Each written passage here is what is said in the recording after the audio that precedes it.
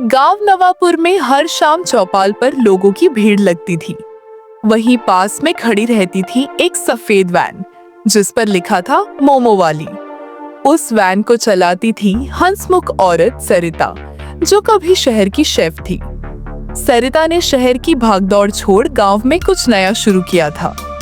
उसने जीप को मोमोज वैन में बदल डाला और गांव के चौपाल के पास खड़ा किया। शुरुआत में लोग हिचकिचाए, लेकिन स्वाद और मुस्कान ने सब जीत लिया।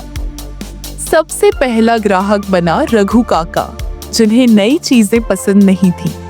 सरिता ने उन्हें तंदूरी पनीर मोमो खिलाया। रघु काका ने मुस्कुराते हुए कहा, अरे ये तो लाजवाब है। अब रोज भीड़ बढ़ने लगी। बच्चे, बूढ़े, औरतें सब आने लगे। छोटू हर बार अपनी गुल्लक तोड़कर मोमोज खाने आता।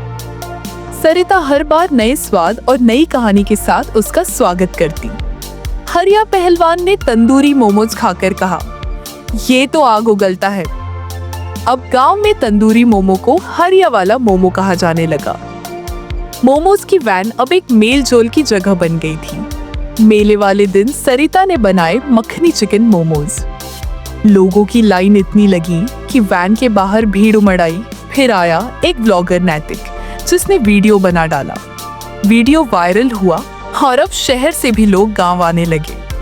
सरिता अब सिर्फ वैन नहीं, गांव की शान बन चुकी थी। उसके मोमोज में था स्वाद, अपनापन और एक कहानी।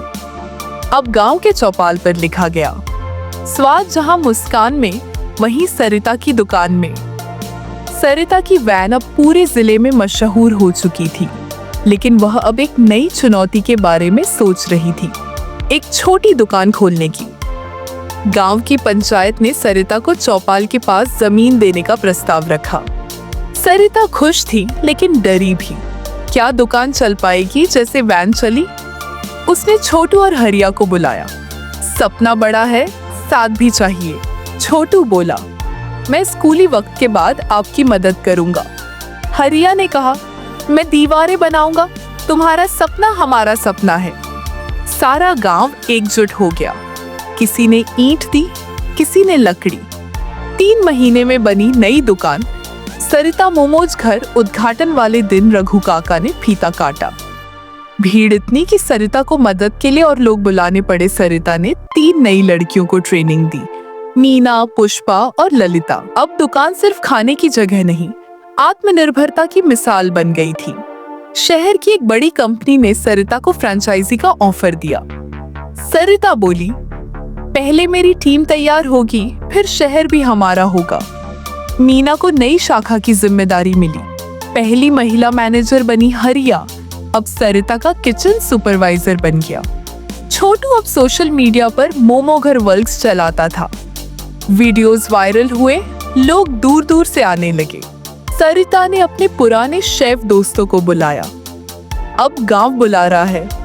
नई शाखाएं खुले, पास के गांवों और फिर कस्बों में। अब सरिता सिर्फ मोमोज वाली नहीं, दीदी कहलाने लगी। एक दिन गांव की लड़कियां बोली, हमें भी कुछ अपना करना है।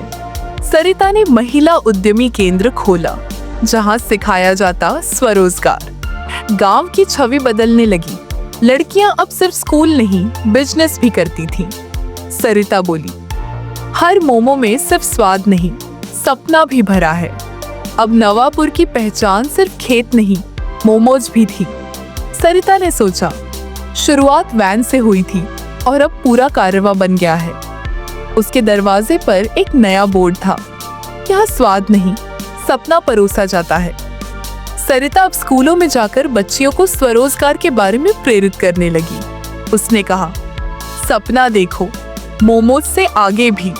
सरिता ने एक मोबाइल वैन तैयार करवाई, जो गांव-गांव जाकर ट्रेनिंग देती थी।